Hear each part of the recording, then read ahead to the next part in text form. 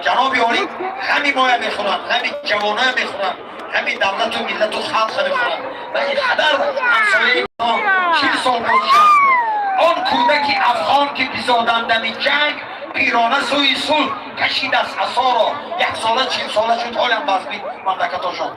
خدا را شکر دولت ما تیج امانی 4 طرف تاجیکستان آباد شهرها مهمانخانه ها همه بیمارستان ها مکتب ها زوات ها کارخانه های نو و نو هر شدش دستاده است و در حصار شادمان تا 35 سالگی استقلالت وطن باز 500,000 تا کارخانه دفع شده میشد.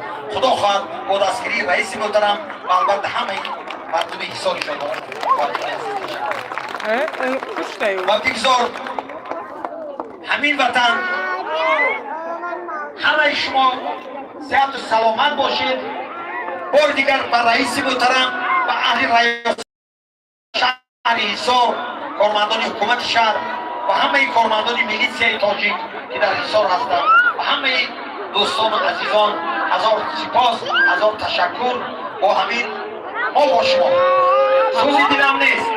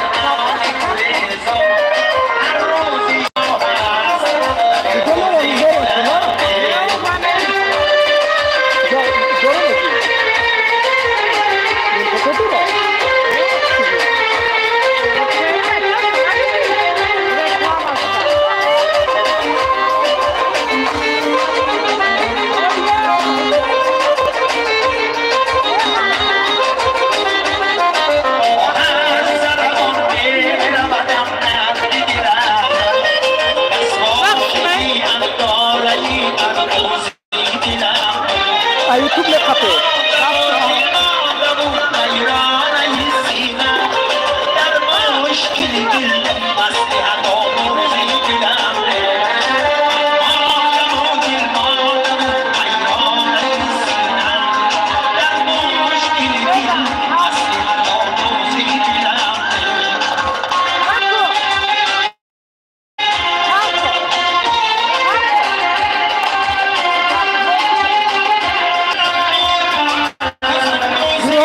Acabou, desculpa.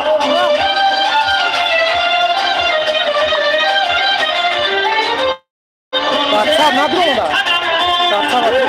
Passava. Bir davran.